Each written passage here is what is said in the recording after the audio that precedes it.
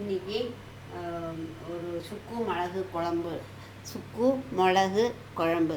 இது ஒரு டிஃப்ரெண்ட்டான இது. நல்ல ஜீரணத்துக்கு ரொம்ப நல்லாயிருக்கும். சுக்கு மிளகுலாம் ஒரு வயிற்றுக்கு நல்லது இல்லையா, அதனால இது ட்ரை பண்ணலான்னு பார்க்குறேன். அது இன்றைக்கி பண்ணி பார்ப்போமா?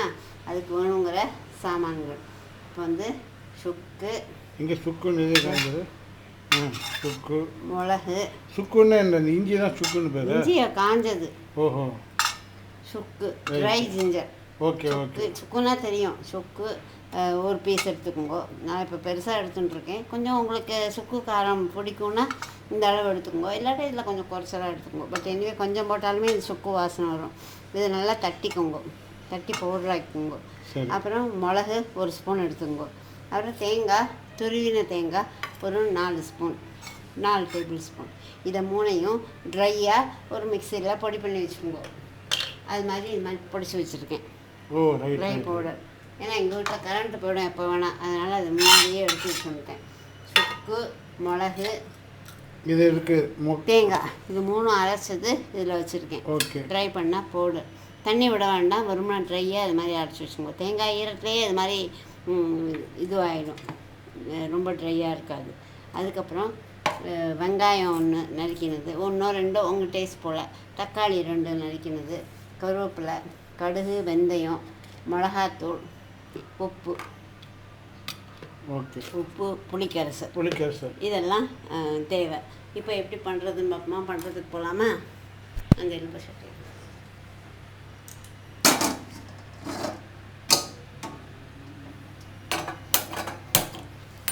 இப்போ சட்டியை போட்டுக்குங்க.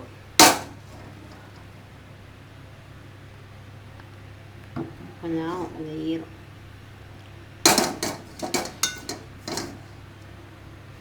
கொஞ்சம் எண்ணெய், நிறைய எண்ணெய்லாம் வேண்டாம், தாளிச்சுக்கோங்க. கொஞ்சோண்டு எண்ணெய் இருந்தால் போதும். நான் எப்போவுமே கொஞ்சமாக தான் எண்ணெய் விடுவேன். ஒரு ஸ்பூன் எண்ணெய் விட்டு ஆஸ் யூஷுவல் கடுகு போட்டு கடுகு வெடிக்கட்டும், கொஞ்சம் வடிக்கட்டும். இதெல்லாம் உங்களை தாளிச்சு போட்டுருக்கலாம். ஒரு ஸ்பூன் அதுக்கு அளவெல்லாம் என்ன போட்டப்ப?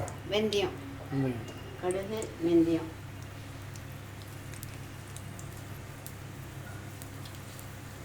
கொஞ்சம் வெடிக்கட்டும்.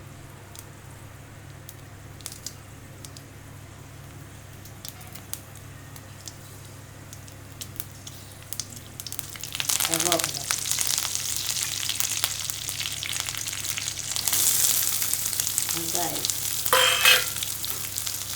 வெங்காயம் வதங்கிறதுக்கு கொஞ்சோண்டு உப்பு இல்லையா? ஆமாம்.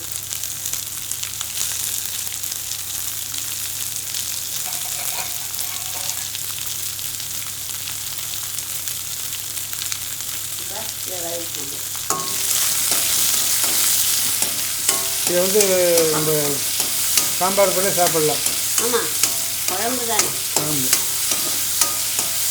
கொஞ்சம் டிஃப்ரெண்ட்டாக இருக்கும். சுக்கு, மிளகு எல்லாம் போட்டுக்கணும். இது வரும்போது இந்த தக்காளியும் போட்டுக்கணும்.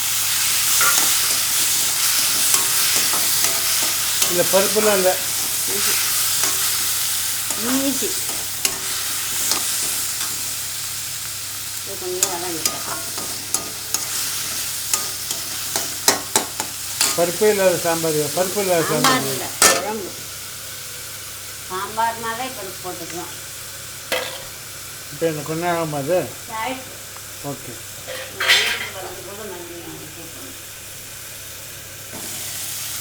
கொதிக்க தான் போடுறோம்.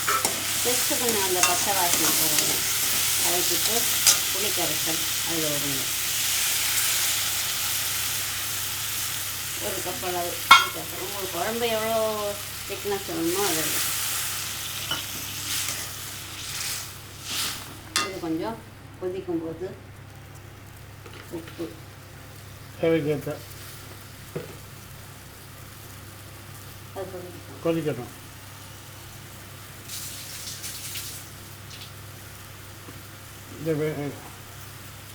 அப்புறம் உங்களுக்கு சுக்கு, மிளகு எல்லாமே காரம், அதனால் காரத்துக்கு ஏற்ற மாதிரி இது என்ன மிளகாத்தூள், 1 ஸ்பூன் மிளகாத்தூள்.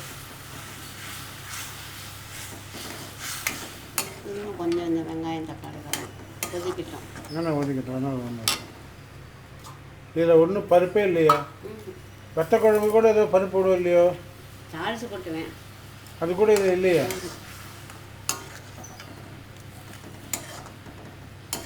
வாசனைக்கு வெந்தயம் தாளிச்சு கொட்டியிருக்கேன். இது கொஞ்சம் கொதிச்ச உடனே கொதிக்கட்டும். இது இந்த பவுடர் பண்ணி வச்சுருக்கோமே மசாலா, தேங்காய், சுக்கு, மிளகு, அதையும் போட்டுருக்கோம்.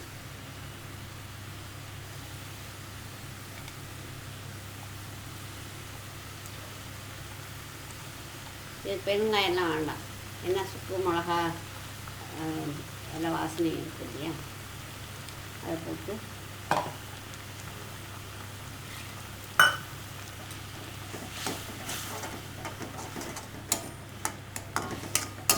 கலக்கணும். கலக்கி கொஞ்சம் கொதிக்கணும். இது கொஞ்சம் வெல்லம் போடுவியா? ஆமாம், நம்ம பாட்டில் எல்லாம் போடுவோம். வெள்ளம்னா போடும்போது இருக்கலாம். எப்போவுமே கொஞ்சம் வெல்லம் போட்டு அந்த டேஸ்ட் தூக்கி காமிக்கும்.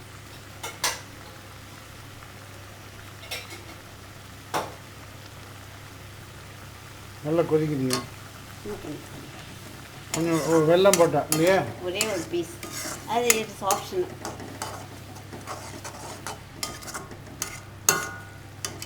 அவ்வளோதான். அவ்வளோதான், ரெடி. சுக்கு மிளகு குழம்பு ரெடி. சுக்கு மிளகு குழம்பு ரெடி. பண்ணி பாருங்கள், நல்லா இருக்கும்னு நினைக்கிறேன். நல்லா கொதிக்குது.